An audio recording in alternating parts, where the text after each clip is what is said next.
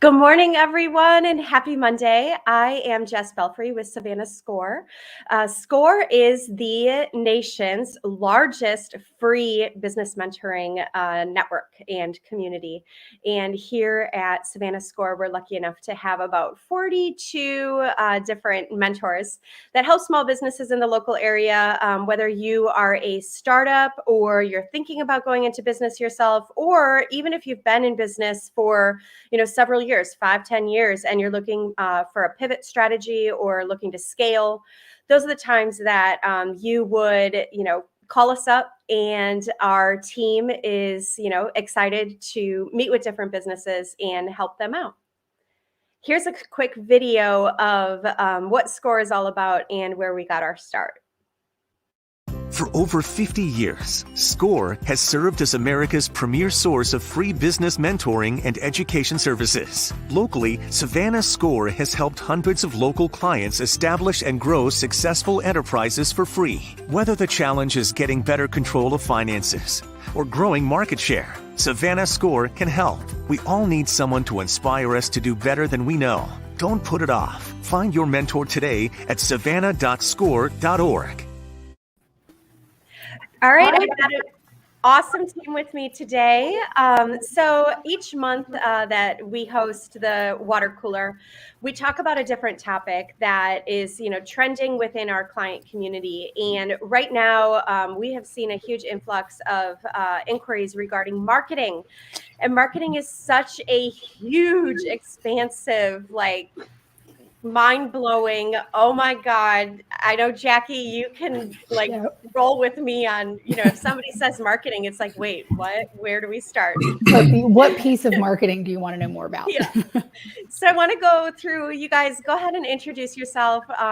Tell, our viewers who you guys are, who you're with, and, why you're an expert in your field with marketing. Mark, go ahead. Hi, thanks, Jess, and welcome, everyone. My name is Mark Sutton. I have been involved in both business-to-business and business-to-consumer marketing. So I'm currently with a software company called Ceramic Software that provides technology to nonprofit organizations, and it's kind of on the accounting software side. I've also had a lot to do in working with software around donor management and fundraising that, again, is more user-facing, end-user-facing tools. So on that part of my background, I've done a lot in the way of marketing, and I've been head of marketing for a few companies that really kind of run the gamut in terms of the different things that we've tried and done, and seen a lot of things that have worked and a lot of things that haven't worked. And I'd love to talk through a lot of those. And then I've also been involved in e-commerce, online shops that are more business to consumer oriented. And I'm also a mentor here at SCORE Savannah, and I get to work with a lot of local businesses and help them in all kinds of ways. Katie, why don't you tell us about you and who you are? Welcome. This is your first time being on the water cooler. Yeah, thanks for having me. Good morning. I'm Katie Davis. Oh, we lost Katie. Oh, no. Lost Katie. There you are. Currently with Simply Savannah Marketing. I have, I guess almost 20 years now experience in marketing in all sorts of fields. My kind of heartstrings have always been pulled to cause marketing. So helping fundraising and putting together golf tournaments, any type of fundraiser that we can partner the right business with the nonprofit for. I've been a director of marketing. I've been a volunteer. So I feel like I know a little bit about everything, because there is no definition for marketing. It's literally whatever you want it to be today. That's so true. Thanks, Katie, for coming on. Hey, Hillary, how are you? Hi, good morning, everyone. I'm Hillary Bradbury, and I am the marketing manager at Goodwill Southeast Georgia. I started my career in higher education doing events, so marketing in a very different way. And then I slowly transitioned over to the nonprofit world. And so for the last 8+ years, I've been working with different nonprofits locally, and that's where my heart is. in the cause and making sure that our community is connected with some of the really great organizations in town that are doing amazing work for our community. So I'm excited to be part of this discussion today.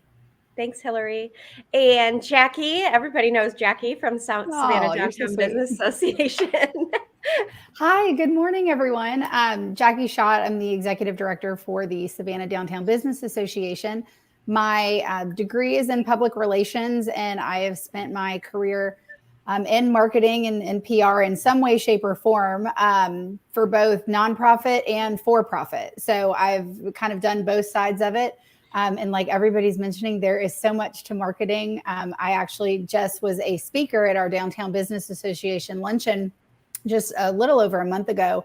And afterward, I told her, I said, okay, I feel like we could have a whole nother full day seminar of breaking down marketing because everyone kept coming up to me saying, we need more marketing. We need to know more about marketing. So definitely excited about today and to share what knowledge I may be able to. Thank you, Jackie. And Kewaan, how are you? It's so good to see you this morning. Hey, Kewaan. Well, yes, so I'm Kewaan Drayton. I work with the owner of Red Eye Film Productions and the Savannah Underground. I like to take a very guerrilla marketing approach to everything that I do, just because I find that it's easier to track and get in the faces of your customers and figure out what it is that they want to help you manipulate your product or service to figure out how you can make it better and push it out to a larger audience, especially here in Savannah, as it relates to the tourism industry. And Kewaan, I think your approach in marketing and getting it out to the masses, you've proven it successful time and time again, particularly in the Savannah Underground. I know when you brought the show here, it's been a year about, right? Yes, it'll be a full year, in January. I remember when I saw it come across my Facebook feed and I was like, oh, I got to go to that. And then it was at the Clyde, which I know Mallory. Yes. And so I text Mallory. I was like, hey, what is all this? And she's like, they're sold out all the time, all the time. So How did you go from brand new to sold out just like that? Yeah. So pretty much with, you guys know, I run Red Eye Film Productions as well, which is a film production company that can help businesses create content to help them establish unique identities and separate them from their competition. So when COVID hit, we pretty much wanted to take a proactive approach and figure out how we could make a pivot, because when COVID hit, nobody was filming, nobody wanted promotional videos or anything. So we wanted to figure out how we could maximize our time by using the tools and the equipment that we had to create something very interesting that could fit into a niche market here in Savannah. So what we did was we thought of this immersive experience where people who come to Savannah can, they want the haunts, they want the horrors, they want the ghost tours. So we wanted to create something that would actually stick, that was different from everything else that was out there. So what we did was we created a video that kind of replicated and showed kind of what we wanted to do and the experience that we wanted to bring. But instead of us kind of just showing it, I kind of pretended that it was already a real thing, just to see if people would actually start purchasing tickets. And next thing you know, we made that video in like January, and by the time February came, our show started selling out, and we didn't even really have a show. So we had to grind our gears really hard and figure out how we would bring it to life, and we did it. And ever since then, we started out just doing 1 to 2 shows a week. Now we're doing 3 to 4 days of doing 2 to 3 shows a day. So it's all about, that was just a hard pivot. That's amazing. That is amazing. That is amazing. And I had no idea that you literally put the cart before the horse and created it. But I think that's so true for all of marketing, is sometimes it is kind of a crapshoot and you just got to put something out there. I'm sure you guys can speak to that a little bit. I've seen this. I love that approach of putting it out there and seeing what people want, seeing if they do want it. And I've seen similar kinds of things done with anything from advertising on Google or Facebook, just to see, are people clicking it, or testing like what are the phrases or words that people find more attractive, or if you put a price in your ad, it's like, do people respond to that? Or even just a little capture page where if people don't fill out their name, well, maybe you need to think about something differently. Or if people fill out that, kind of like Kewaan, okay, now you've got to figure out what the show is. But a lot of times you can shortcut the whole process with that approach. I love it.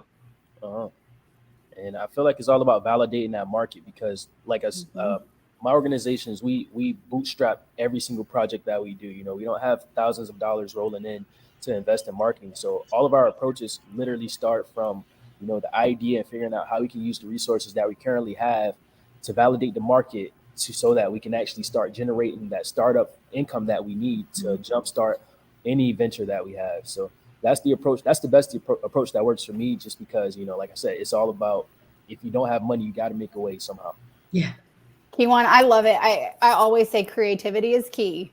And you guys have been so creative, and it's not an approach that might work for everyone, but I think that was such a creative way to put it out there and test your market. And I don't know, all the rest of you might be able to speak to this too. I feel like the question I've gotten over the last 15, 16 months continues to be like, how has marketing changed? How do I market in a pandemic? How do I market post-pandemic, during a pandemic marketing?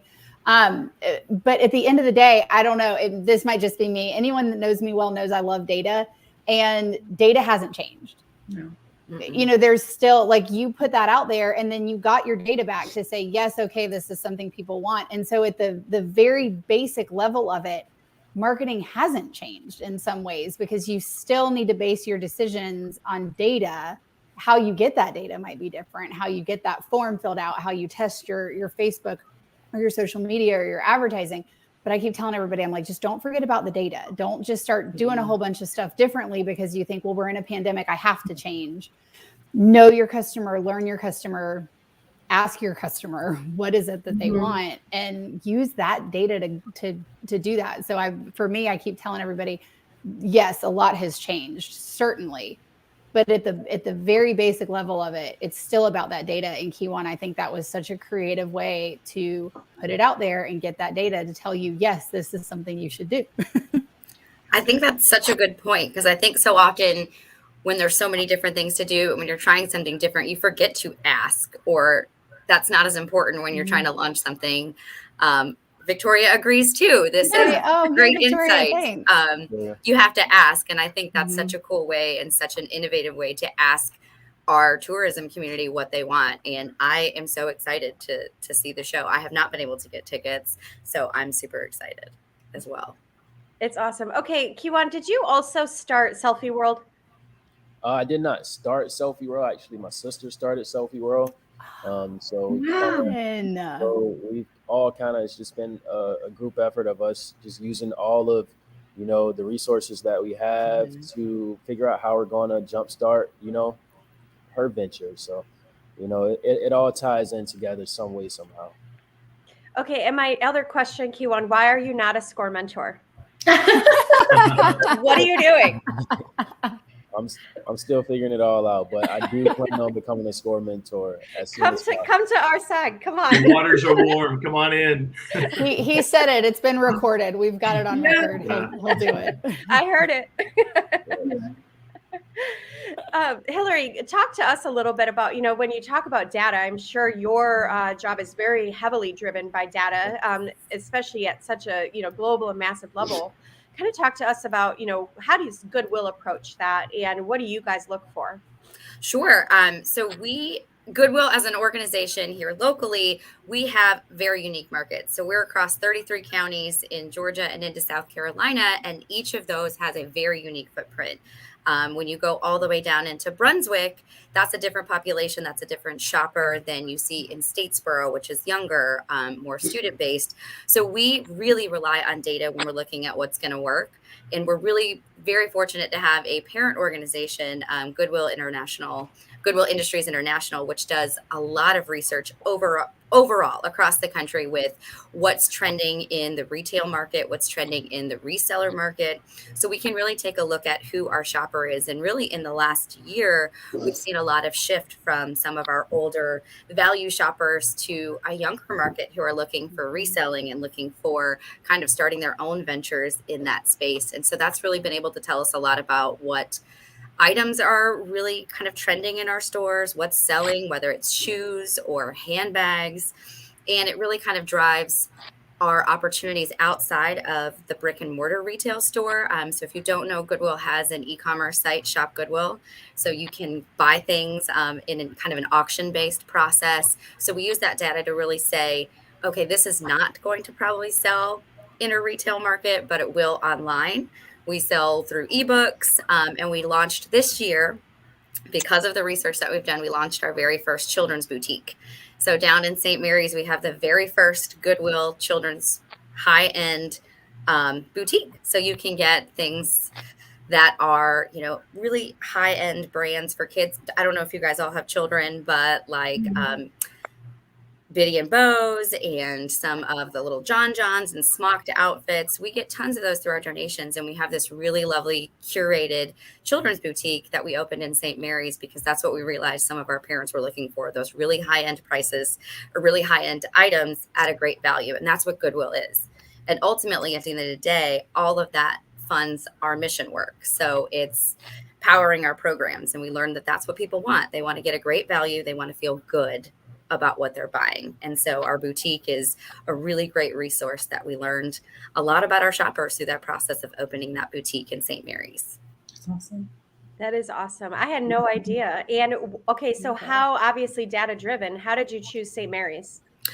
So that was based on looking at our shopper profile. So figuring out who our shopper is, what they're looking for, and then looking at a location that we could operate. So down in St. Mary's, we own our whole shopping center. So that was a great opportunity for us to be able to invest in that property and expand our footprint down in a market that we weren't really taking full advantage of. So being in that space in St. Mary's, it's also right off of 95. It's kind of a destination. So you have all the snowbirds that are traveling down 95 to get to Florida.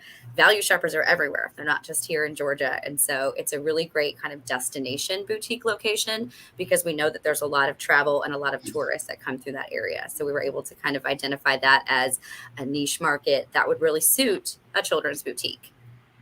Awesome. I love that. Yeah. So hopefully if you're down in that area and you have children, there's some really lovely items that you can I'm going to be down in that area now. Yeah. Super cute. It's called Bit of Blue. So that's the first Goodwill children's boutique. Awesome. That's amazing. I love how y'all, really just make sure there's no one size fits all, even, for your own customers. And you've got so many different customer segments, like you said. And I just love how you guys are taking that data and using that to make sure that you are touching as many customer profiles as you can. And I had no idea about the website and the online auction. I just pulled it up. That's really neat. Mm-hmm. Thanks, Richard. It's good to see you this morning too. Oh, hey, Richard. And I think that's true with all of our different markets. There's not anymore one business idea that works. There's so many different lines. And really, when you look at how people are interacting with you, so many people shop online now. I mean, the amount of shopping in person versus online is such a huge difference over the last couple of years. So it's interesting to see how that kind of transitions when you look at an e-commerce.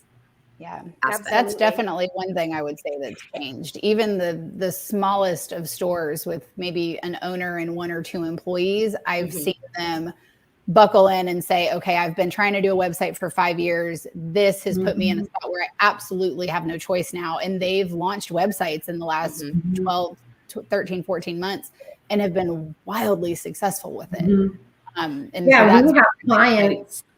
Yeah, we have clients that we've advised in that direction. And it's been really exciting to see that transition to more success. Something a mentor of mine said a long time ago is you don't know what you don't know. So taking risks is sometimes a great payoff. And, people in our positions, it's our job to encourage that with the data to back it up.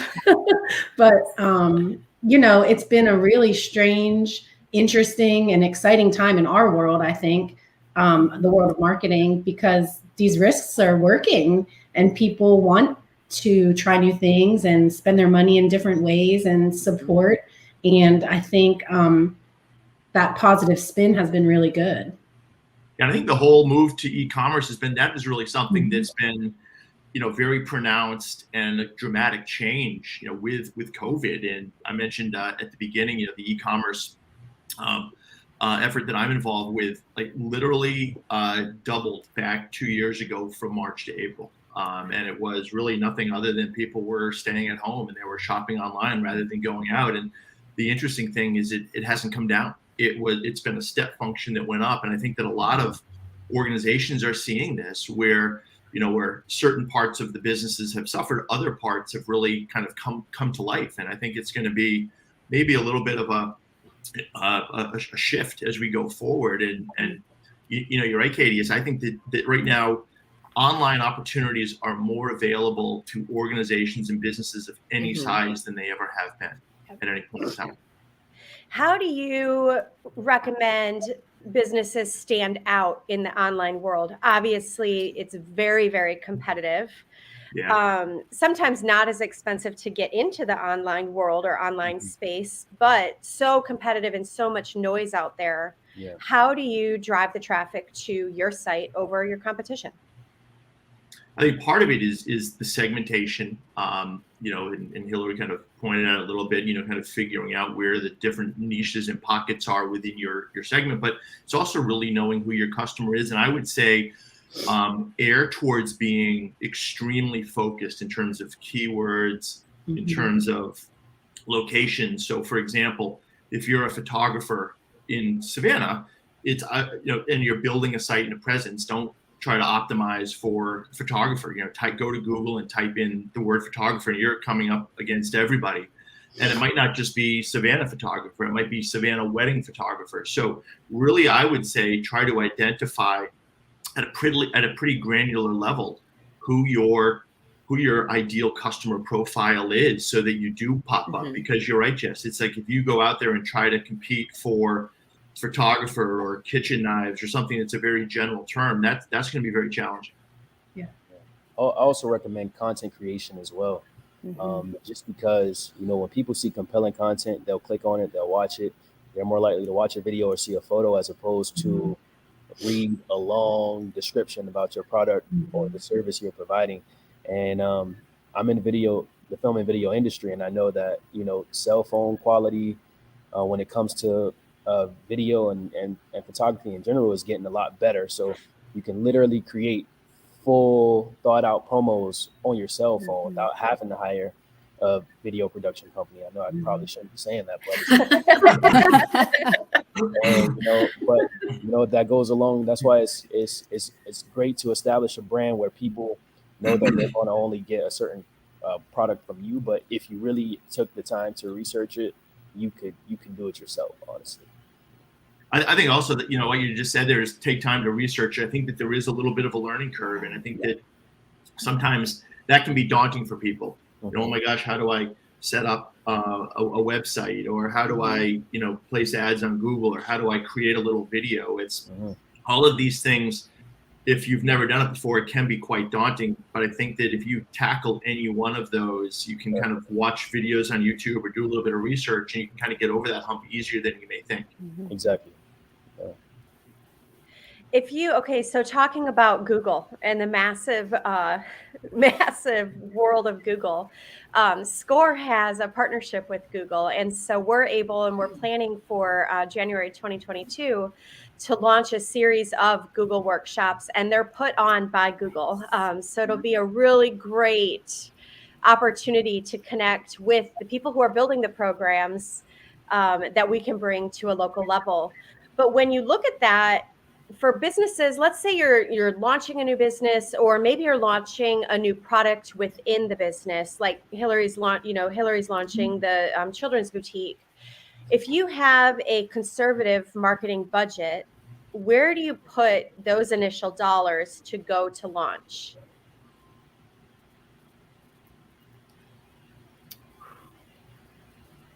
That's going to depend on a couple of things. I'm going to need more information. Yeah, I mean, sometimes, although not exactly grassroots, but social media can be just a really easy, cost-effective, free way. That's probably not exactly what helped Hillary in that instance, but it can be. I mean, like Jackie said, everything is so unique. There is no one blanket statement for this. I think researching and finding out who the target audience is first, and kind of making a plan from there, really, because I mean, we've seen folks be successful with, $150 in their budget. It really just depends, which is what's so fascinating. I mean, and I'm going to go back to the data. It's knowing who your customer is and where they're at. If your customer is on social media, and then even break it down more, your customer might be on Instagram instead of Facebook. And so dump a little more into Instagram instead of Facebook. When you start even diving into where to put it on social or digital advertising in general. But I mean, social is, I think almost everybody should be playing in that game a little bit, because you can get a good bang for your buck. And if your marketing dollars are very, very limited, social is certainly a great place to dump some of those funds. But if your customer is not on social, and maybe your customer is more email, work on an email campaign. Even if you have limited dollars, try to hire a professional. Like, oh, Richard just said it. Yeah.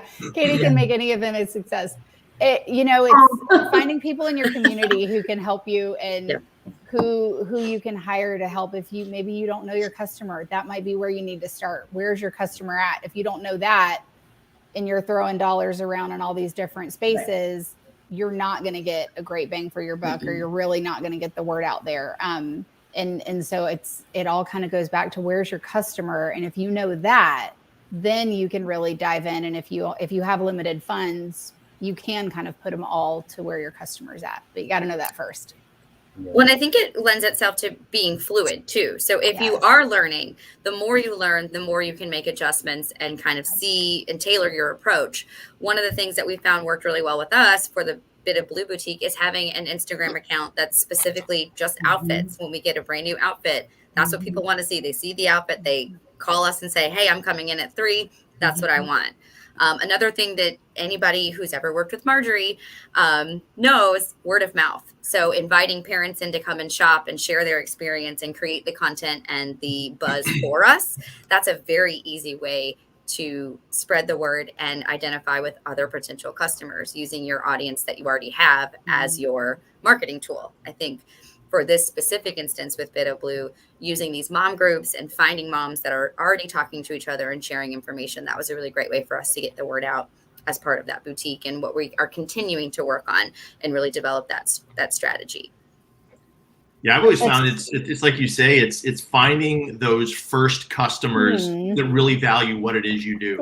And I don't think you need big budgets for that, but even if it's that 1, 2, it's create that video or kind of do a case study or whatever, or put it up on Instagram. But if you can find somebody that you've really delivered value to, that likes what you're doing, and start to share that, I feel like now you get your second, your third, your 10th, your 50th customer coming in through those kinds of channels.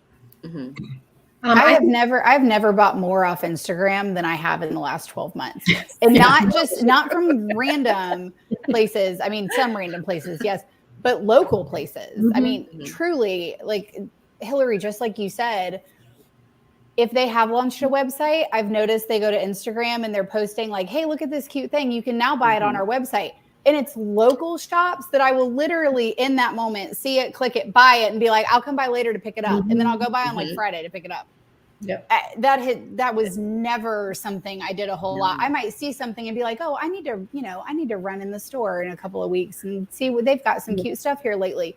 But because they have a website now, it's almost that automatic, like, oh, well, I can just get it now and go pick it up later and not even worry about shipping still. I mean, that's a new thing. I don't know if anybody else has been doing it, but I'm seeing people are building their websites. They're sharing it on Instagram, and I'm like, mine. Yep. And you pick up instead of shipping, and you just go get it later. All right, I'd like to say good morning to Richard. Richard, you are everyone's biggest cheerleader. You're the best, man. Thank you for hopping on this morning.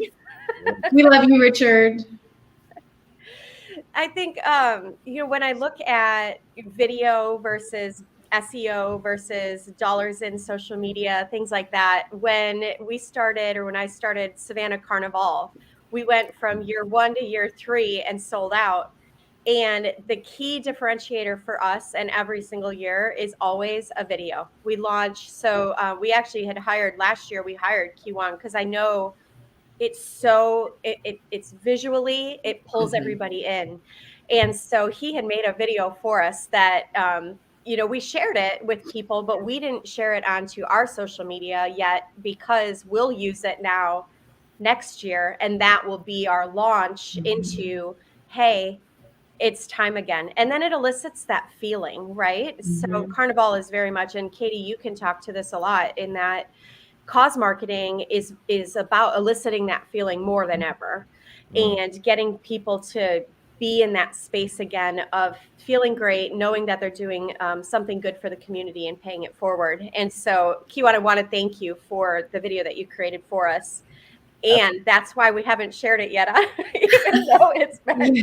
Well, that's fine. I'm just excited. I'm just excited to know that you guys have a plan for it, because that's one of the biggest issues that we have with most of our video clients, is that we create them really cool and really good videos that show their brands and what they do in a very creative way. But a lot of these small business owners who get these videos, they don't know where to put it or how to incorporate it into the digital space so that they can fully maximize the full potential of, the investment that they put in hiring us to create a video for them. So just hearing that you guys actually have a plan to use it to launch, or to jumpstart next year's event, that's great to know, because that's currently something that I'm trying to work on to offer my future video clients, where they can come in and we can help them, incorporate that video into the digital space to help them start generating sales and converting.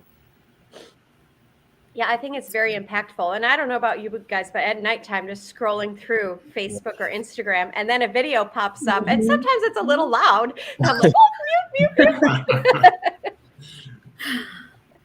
But it's, I'll save videos when that happens, because I'm like, oh, I really want to go back and watch that or listen to that, but I can't do it right this second. And I'll go back and save them and go watch those videos, because sometimes they do kind of catch your eye, but it's like, oh, volume up. Oh, no. So, Katie, talk to us a little bit at Simply Savannah. You guys couldn't do events. Now you're back to full on doing events.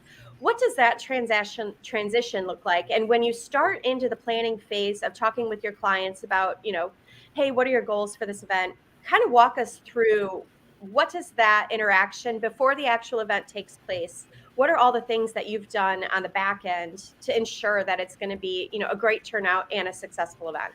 Yeah, it's definitely looked a lot different. We've really shifted to a lot of outdoor options. So as a matter of fact, just this past weekend on Saturday, we had a fall festival and 1-year anniversary, because the client didn't receive a ribbon cutting last year because of COVID. And we thought, hey, how could we turn this into a fundraiser for something they're trying to raise money for, and also give them what they deserve, which is their ribbon cutting, and make it comfortable for people. So we did a pumpkin patch and had it all outdoors, and of course promoted it prior with e-blasts and social media, and it was a huge success. And I think what we've really seen is people want to give back more than ever in this last, almost 2 years now. The pre-planning is really what has changed, but the execution hasn't. And that's exciting, because folks are showing up. Anytime we partner it with a cause, of course, they're going to come from anywhere. But more communication with the client, I think, has happened, because the pre-planning is different, whereas before maybe we just were able to take it on and run with it and do it. But now we're trying to be mindful of really talking them through it more, because some people, are still a little uncomfortable, and we want to, be respectful of that. Overall, I've been really, really pleased that these events continue to be successful. It blows my mind. Something I was going to say earlier is our community here in Savannah and the surrounding, just coastal Georgia area, networking is so key, and word of mouth is so strong. And Marjorie taught me that, 6 years ago, but it's incredible to see the community continue to support each other, if not more. Makes you feel good about what we're doing. Mhm.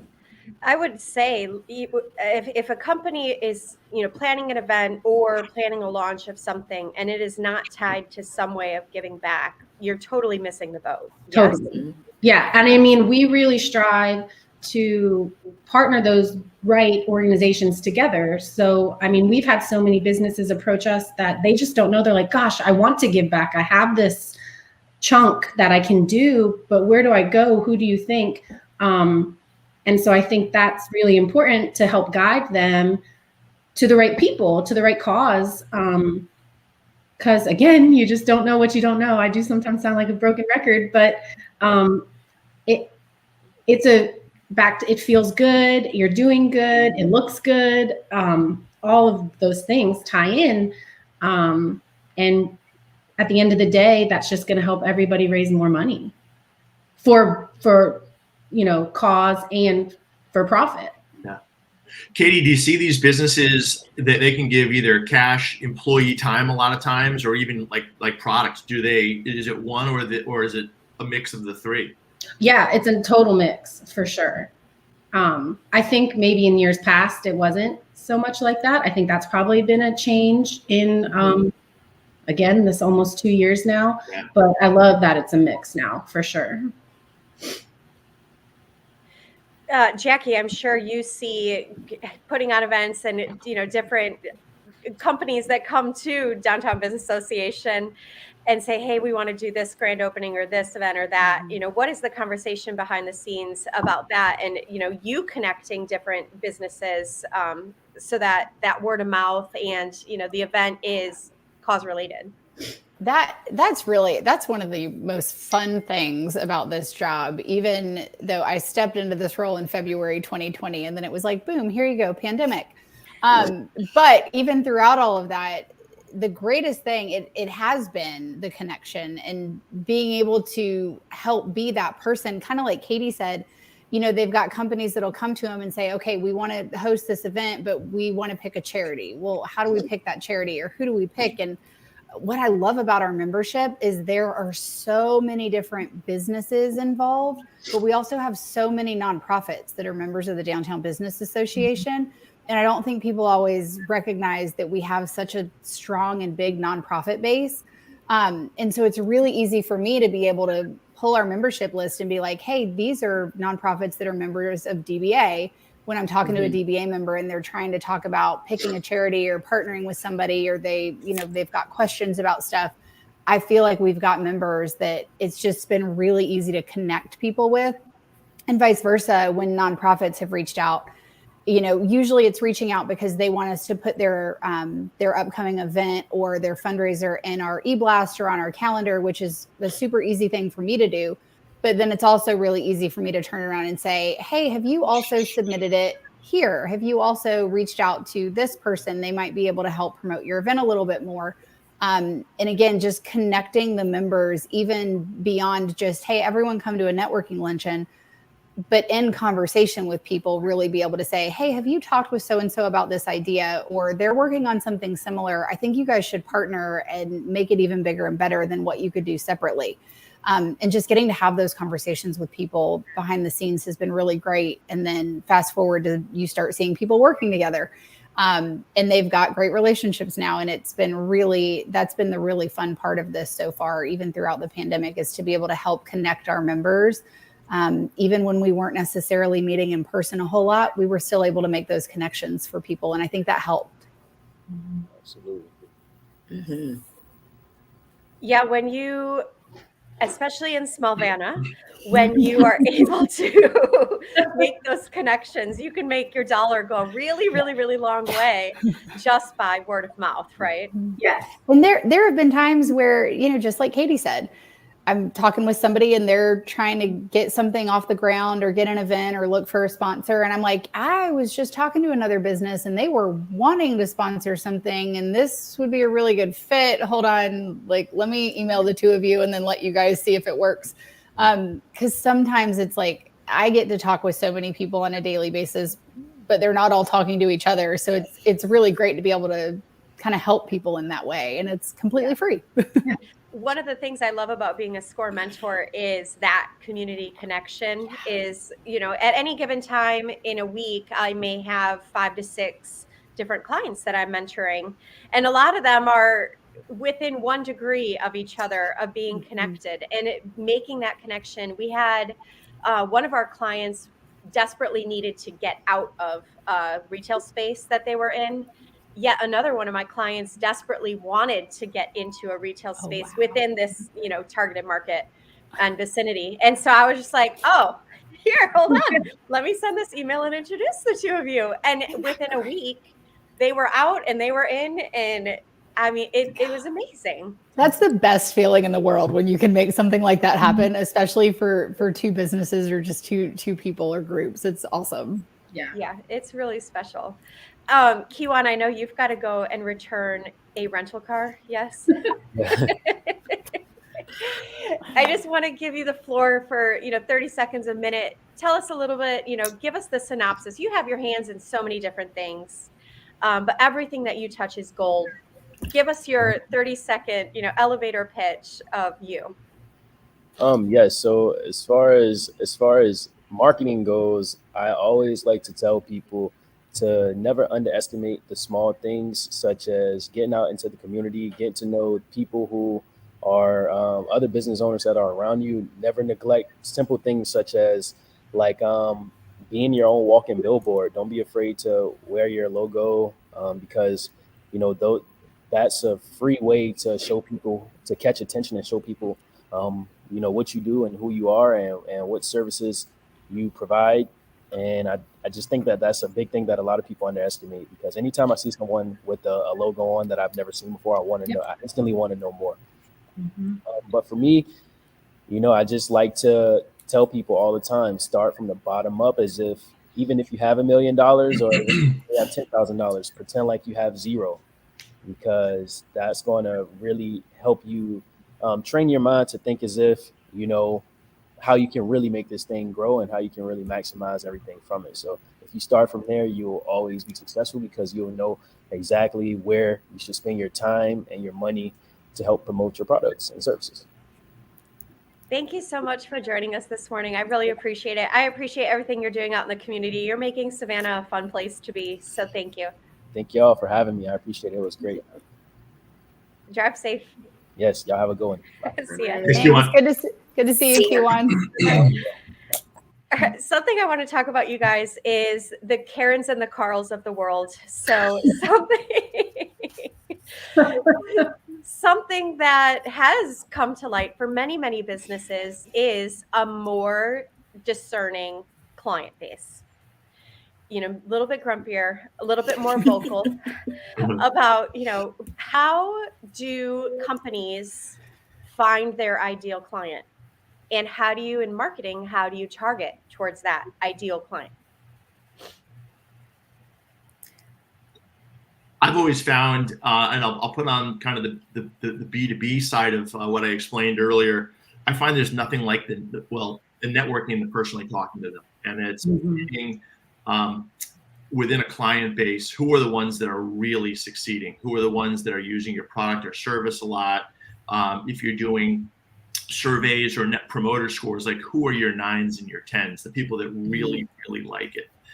And it's going to them and finding out, what do you like about it? Why is this better than anything else? What are the benefits? And really understanding what the commonalities are between those people that are really getting exceptional value from what it is you do, and kind of reverse engineering that, or coming up with that persona for who they are. That's one tactic that I've tried.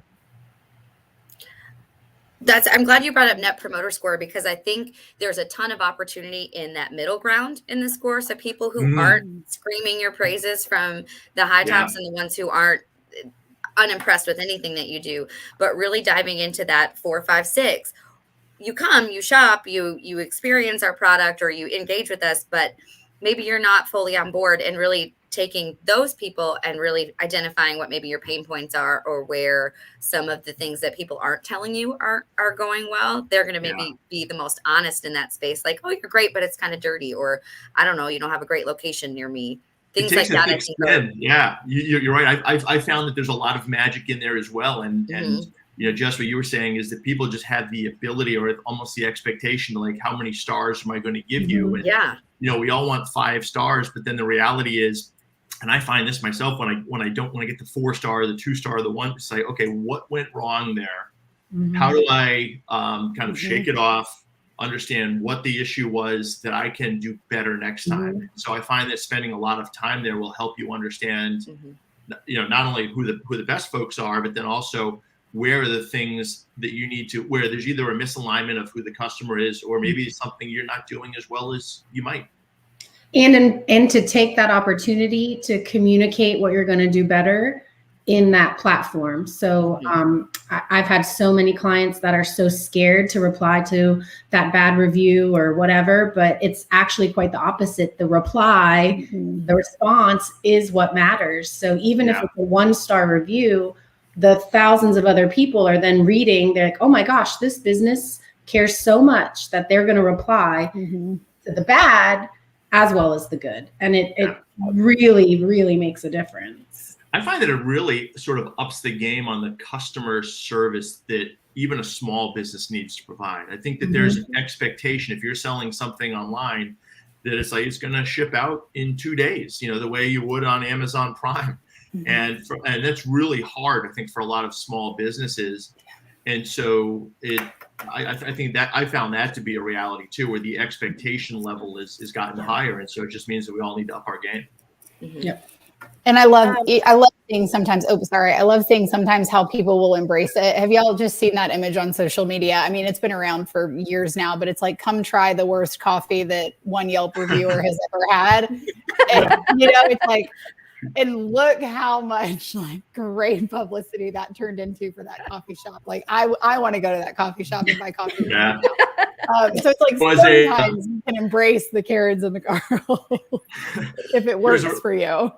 I love that too. And it's just sort of the honesty. There's a local restaurant that used to have a drink on the menu called the 1-star Yelp review. And it was like, here we go, let's put it out there.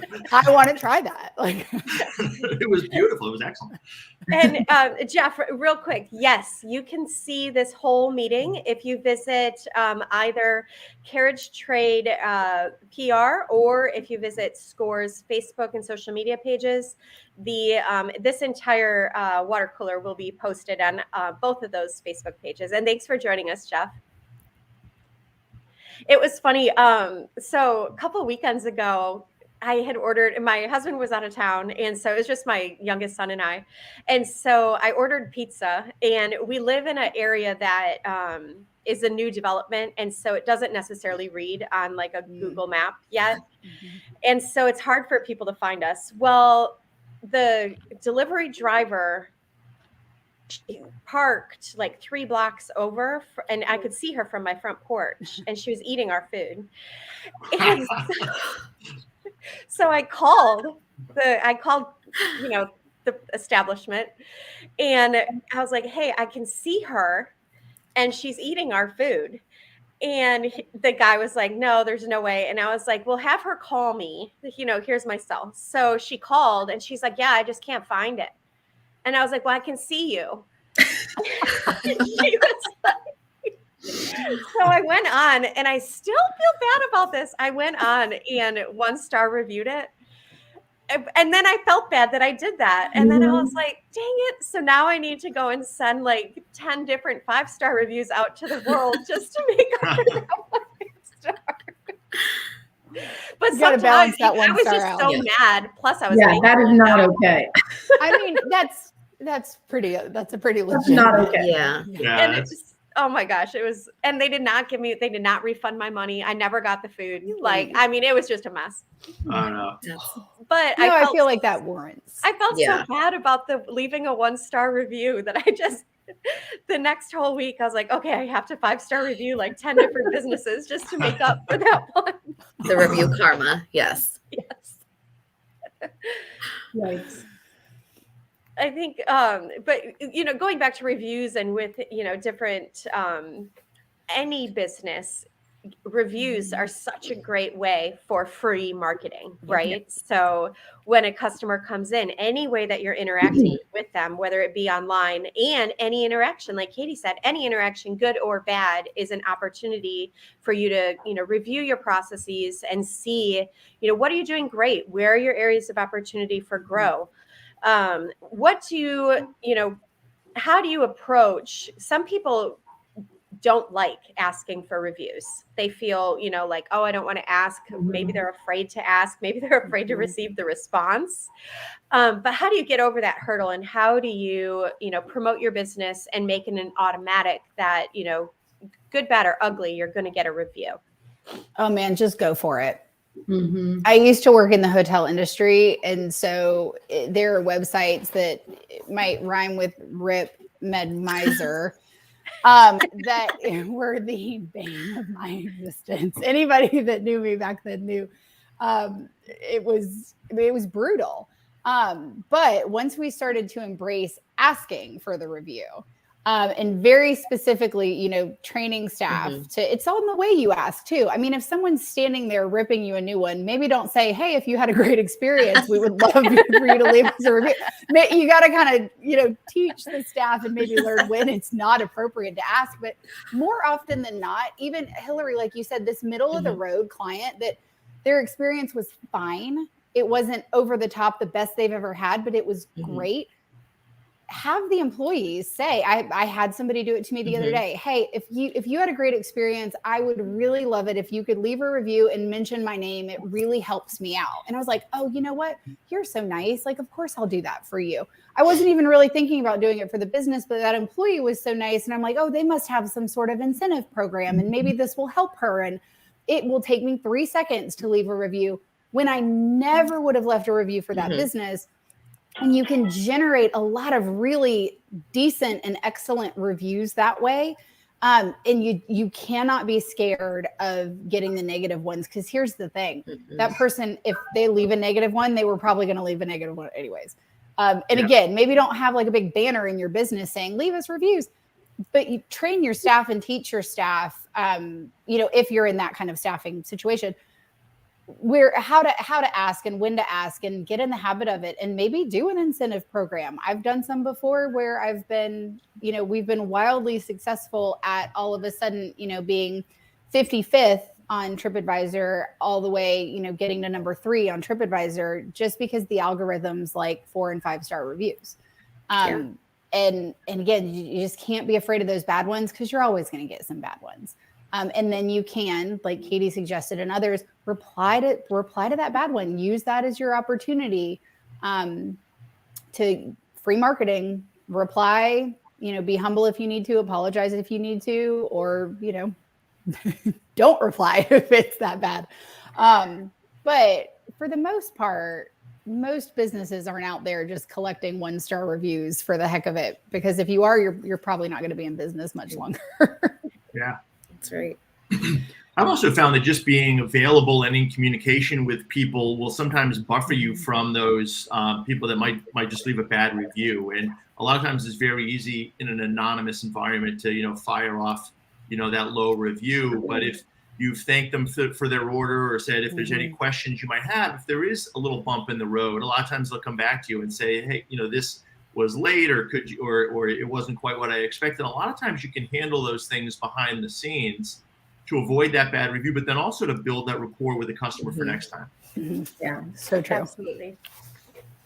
I agree. I think we've actually really put a lot of effort into getting customer feedback, good, bad, middle of the road. So we are about to launch an even bigger campaign where it's one of the first buttons you see on our website where you can go and fill out a form. We've recently updated it to almost be responsive, so we can kind of tell right away if it's going to be a good, bad, or kind of medium. So would you like a manager to call you is one of the first questions. So we can say, okay, great. Leave us your comments. We'll get back to you within 48 hours max, so we can have a one-on-one conversation and you can have that feedback directly with one of our leadership teams. And then there's also a place, if you say, no, I don't want anybody to call me, where it kind of populates give a kudos. Did somebody do a great job? So we can also identify and highlight those associates who are doing a great job and maybe wouldn't have gotten a recommendation, or somebody wouldn't have written that nice comment, like you were saying, Jackie, unless somebody had such stellar experience. And so we really want to know, because that's how we improve. And I think if you make it easy and you make it anonymous and easy for people to give their feedback, then you can really learn a lot about what's happening that you're not aware of. I love that, Hillary. And I love being very upfront with your timeline. Someone will get back to you in 48 hours, because I've seen some where it's like, someone will get back with you soon. Well, soon to me and soon to you are two very different things. But I love, depending on the email I'm writing, being really clear, hey, someone's going to reach out within 48 hours. So I'm not going to get really mad until it hits that 48-hour mark and I haven't heard back. You set that precedent. I love making sure include that timeline for sure. That's been helpful for us too. Then everybody's on the same page of what the expectations are when we get that email come through. Yeah, absolutely. All right, you guys, we've just got a few more minutes. I want to take the time to go through. We have talked about so many different topics, all having to do with marketing, but that is what it is. I mean, it's insane how expansive it is and how it always is changing. So I want to go around each one of you and give your one nugget to somebody who is new in business or looking to pivot their business, whether they're going to grow or maybe they're exiting their business. What is one nugget of information that you can give them as a takeaway? Make your decisions based on data. I would say don't be afraid to take the risk. I would say start building a database right away. A lot of times there's a gravitational pull towards social media and many things that you really should be doing, but don't forget about the good old fashioned building a database of your customers so you can communicate with them. I'm going to kind of summarize everybody's. Just because it exists doesn't mean you have to be on every platform. Figure out where your audience is and do a few things really well. Yep. Absolutely. Okay. And my one nugget is come to SCORE. We're here to help you. We have free mentoring services in all areas of business, including marketing. And you can visit savannah.score.org. You click on Find a Mentor or attend one of our workshops.